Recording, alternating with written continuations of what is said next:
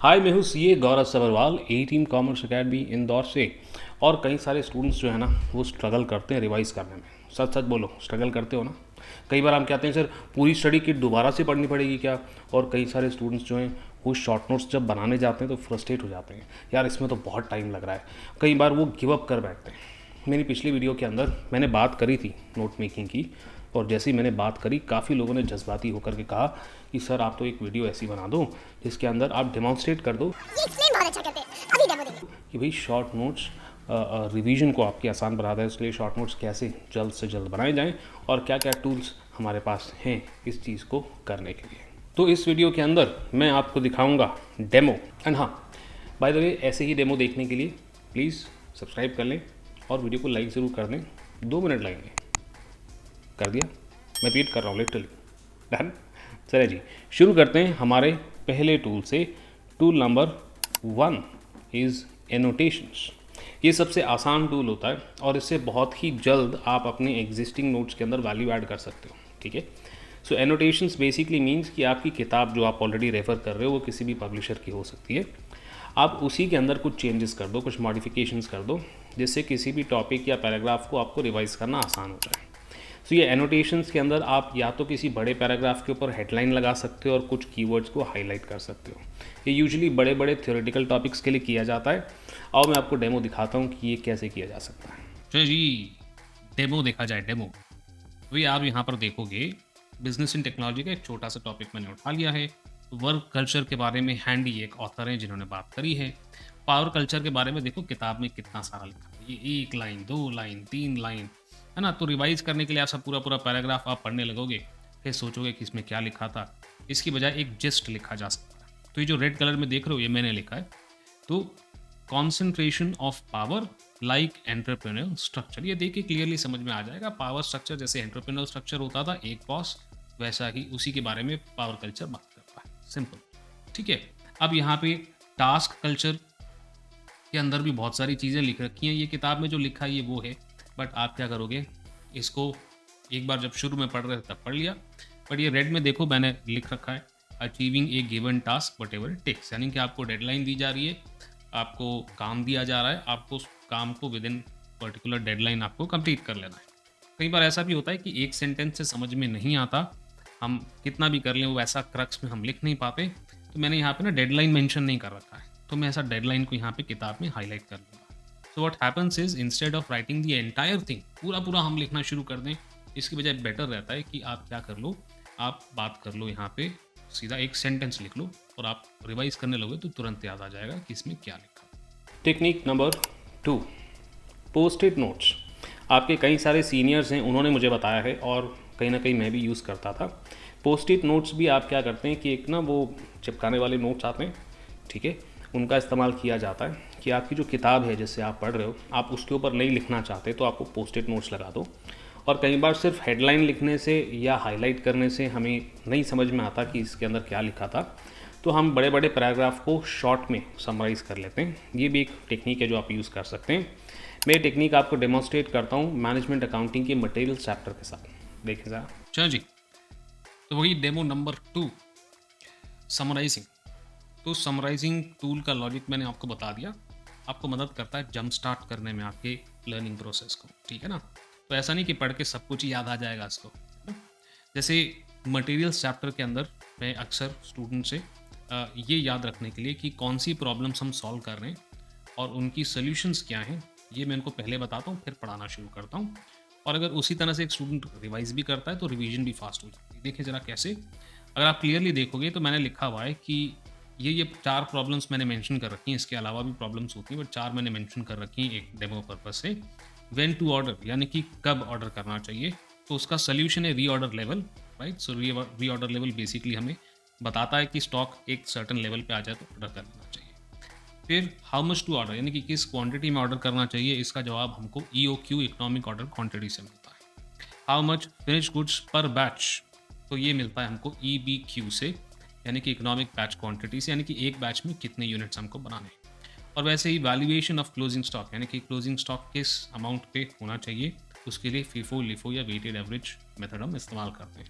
Now this is just an example, आप इसमें कुछ चीज़ें ऐड कर सकते हो है ना। बट इसको समरी को हम बहुत बड़ा नहीं बनाते, बिकॉज समरी का पर्पस है आपके लर्निंग प्रोसेस को जंप स्टार्ट करना, एक आइडिया मिल जाना चैप्टर शुरू करने से पहले कि इसमें क्या कवर हो रखा है। ठीक है। Point number 3, detailed diagrams. देखें, आप कोई भी ऑथर फॉलो कर रहे हैं, कापलान, बीपीपी, वो लोग अपने ना चैप्टर की शुरुआत में डायग्राम बनाते हैं, बट मैं उस डायग्राम की बात नहीं कर रहा बिकॉज वो सफिशेंटली डिटेल्ड नहीं होता। आप किसी भी चैप्टर को रिवाइज करने जा रहे हैं और अगर आपके पास एक सफिशिएंटली डिटेल्ड डायग्राम हो जिसको आप एट अ ग्लांस देखें और 10 से 15 मिनट में आपको पूरे चैप्टर के अंदर क्या चल रहा है उसका काफ़ी आइडिया लग जाए, ऐसे डायग्राम्स जो हैं आपको मदद करते हैं अराउंड 70 या 80% course with in 10 to 15 minutes revise करने के। तो आइए मैं आपको ना फाइनेंशियल रिपोर्टिंग के अंदर एक बहुत टिपिकल चैप्टर है फाइनेंशियल इंस्ट्रूमेंट्स, उसके लिए एक डायग्राम बना करके दिखाता हूँ। हाँ जी, तो फाइनेंशियल इंस्ट्रूमेंट्स का पूरा चैप्टर नहीं, इसका एक थोड़ा सा पोर्शन का मैंने ना डायग्राम बना रखा है ना, ये डायग्राम बन गया। तो आप देखो फाइनेंशियल इंस्ट्रूमेंट्स के अंदर फाइनेंशियल असेट्स के अंदर क्या क्या इंक्लूड होता है ये मैंने लिख रखा है, फाइनेंशियल लाइबिलिटीज़ में क्या क्या इंक्लूड होता है ये लिख रखा है, फाइनेंशियल एसेट्स में क्या एक्सक्लूड होता है ये मैंने लिख रखा है, लाइबिलिटीज़ में क्या एक्सक्लूड होता है ये लिख रखा है। स्टैट्यूटरी लाइबिलिटीज़ हैं क्योंकि बाय डेफिनेशन कॉन्ट्रैक्चुअल लाइबिलिटीज़ ली जाती हैं, स्टैट्यूटरी लाइबिलिटीज़ नहीं इंक्लूड कर सकते, जैसे लाइबिलिटी टू पे इनकम टैक्स। वैसे आप देखो यहाँ पर मैंने ना अकाउंटिंग ट्रीटमेंट वगैरह भी लिख रखी हैं। तो अब पूरे चैप्टर के लिए तो समय नहीं है मेरे पास, सिर्फ डेमोस्ट्रेशन पर्पसेस के लिए मैंने इन्वेस्टमेंट एंड डेट लिख रखा है। तो आप ध्यान से देखोगे 3 अकाउंटिंग ट्रीटमेंट्स की मैंने बात कर रखी है, 3 डिफरेंट सिनेरियोज। FVPL कब आप फॉलो करोगे तो दे रखा है कि किस किस केस के अंदर fair value through profit loss follow होता है, यानी डिफ़ॉल्ट चॉइस होती है, ट्रेडिंग होती है या फिर उसमें कन्वर्जन राइट्स होते हैं। तो वैसे अमोर्टाइज कॉस्ट का रीज़न दे रखा है, FVOCI का भी रीज़न दे रखा है, और फिर ये जो बुलेट पॉइंट्स मैंने बना रखे हैं ये अकाउंटिंग ट्रीटमेंट को बताते हैं। ठीक है ना। तो ऐसे करके आप चैप्टर की थोड़ी सी स्लाइटली डिटेल्ड समरी बना सकते हो, और ये फाइनेंशियल रिपोर्टिंग के अंदर अक्सर मैं करता हूँ और स्टूडेंट्स को रिवाइज कराते समय ये चीज़ मैं उनको दिखाता भी हूँ और कई सारे स्टूडेंट्स को नोट भी कर लेते हैं। So you can also do that, आप वीडियो पॉज करके देख भी सकते हो, ये आपके काम आ सकती है। ठीक है ना। तो डायग्राम्स बनाने बट स्लाइटली डिटेल्ड डायग्राम्स बनाने। ठीक है ना। And tool number 4 is flash cards. अब फ्लैश कार्ड ऐसी टेक्निक है जो आप उन टॉपिक्स के लिए इस्तेमाल करते हैं जो बार बार रिवीजन करने पे भी आप भूल जाते हैं, राइट। मैंने पर्सनली इसे यूज़ किया था जब मैं चार्टर्ड अकाउंटेंसी परस्यू कर रहा था, और मैं इसको यूज़ करता था सेक्शंस, लॉ के अंदर सेक्शंस होते हैं उनको याद रखने के लिए, और बहुत एफिशिएंटली इस टेक्निक ने मेरी मदद करी थी। और आपके कई सारे सीनियर्स भी ACCA के अंदर जो वर्ल्ड रैंक तक ला चुके हैं वो भी इस टेक्निक का इस्तेमाल करते हैं। तो आइए मैं आपको दिखाता हूँ मैनेजमेंट अकाउंटिंग के अंदर कैसे इस टेक्निक से मैं फ्लैश कार्ड्स बना रहा हूँ, जिन्हें देख करके आप बहुत जल्दी अपनी किसी भी टॉपिक को रिवाइज कर सकते हैं। हाँ जी, ऐसे दिखते हैं फ्लैश कार्ड्स। ठीक है। अब ऐसा ज़रूरी नहीं रंग बिरंगे आपको फ्लैश कार्ड्स बनाने। ठीक है। बड़ा सिंपल सा आपको टूल देता हूँ। ऐसे ना पाम साइज़ के नोट पैड्स आते हैं, है ना। तो वो जो नोट पैड्स हैं उसके अंदर कोई भी एक छोटा सा पेज लिया, उसके अंदर फ्रंट में आपने लिख दिया कि जो चीज़ आप भूलते हो या कॉन्सेप्ट का नाम, और उसके बैक के ऊपर उसकी कुछ डिटेल्स लिख दी। ठीक है।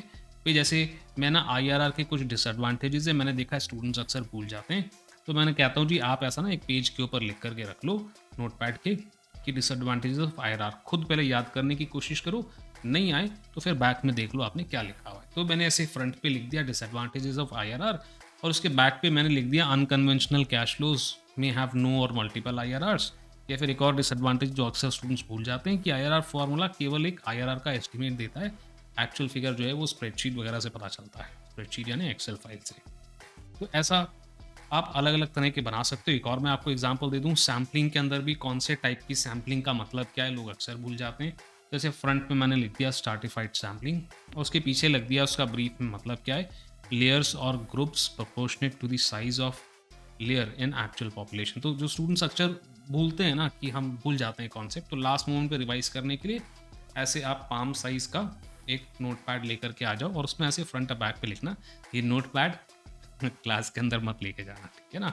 तो ऐसे नोटपैड आपके पर्सनल यूज़ के लिए आप बना सकते हैं, और उसमें वही टॉपिक लिखें जो आपको पता है, ट्राइड एंड टेस्टेड है कि आप भूल जाते हैं। एट दी एंड आप इंपॉर्टेंट क्वेश्चंस को भी मार्क करते हुए चल सकते हैं जब आप क्वेश्चंस को सॉल्व करते हैं, क्योंकि जब आप ऐसा करते हैं तो आपको ना रिवीजन करने में मदद मिल जाती है, आप उन्हीं क्वेश्चंस को दोबारा से देखते हैं। सो आई होप इस वीडियो से आपकी कुछ मदद मिली हो। आप कमेंट ज़रूर कर दें अगर आप चाहते हैं किसी पर्टिकुलर टॉपिक को लेकर के मैं शॉर्ट नोट्स आपको बना करके बता दूं। वो किसी भी 13 पेपर्स में से हो सकता है। आप ये टॉपिक कमेंट सेक्शन में लिख सकते हैं या फिर डिस्क्रिप्शन में दिए गए फॉर्म को फिल कर सकते हैं। वैसे मैं रिकमेंड करूंगा कि डिस्क्रिप्शन में दिए गए फॉर्म को आप फिल करेंगे तो बेटर रहेगा, क्योंकि हमारे लिए एनालाइज करना आसान होता है कि कौन से टॉपिक को कितने वोट्स मिले, और फिर जिसको ज़्यादा वोट्स मिले होंगे उसके लिए मैं आपको नोट्स बना करके एक वीडियो जो है अपलोड कर दूँगा। इवन बेटर, आप अगर चाहते हैं कि मैं एक यूट्यूब लाइव सेशन कर दूं जिसमें लाइव एक टॉपिक को नोट्स बनाते हुए मैं आपको वीडियो दिखा दूं, जिसमें आप मेरे साथ बैठ करके देखो उन नोट्स को बनते हुए, तो please let me know in the comments down below. और हाँ, वैसे ही CMA USA के लिए भी आप चाहते हैं कि एक ऐसी वीडियो मैं बना दूं डेमोन्स्ट्रेट करने के लिए, लेट मी नो इन दी कमेंट्स डाउन बिलो। मैं उसका भी एक डेमो आपको बता दूंगा कैसे इन टेक्निक्स को आप CMA USA के लिए इस्तेमाल कर सकते हैं। कुछ ही समय पहले मैंने एक वीडियो बनाई थी जिसके अंदर मैंने आपको बताया था कि AI टूल्स का आप कैसे इस्तेमाल कर सकते हो फ्लैश कार्ड्स वगैरह बनाने के लिए। उसका लिंक जो है डिस्क्रिप्शन में दे रखा है। AI टूल्स का भी इस्तेमाल किया जा सकता है। आपकी पढ़ाई एफिशिएंटली हो, मैं तो यही चाहता हूँ। एंड विद दिस नोट, मैं यानी कि CA गौरव सबरवाल आपको मिलता हूँ अगले वीडियो में।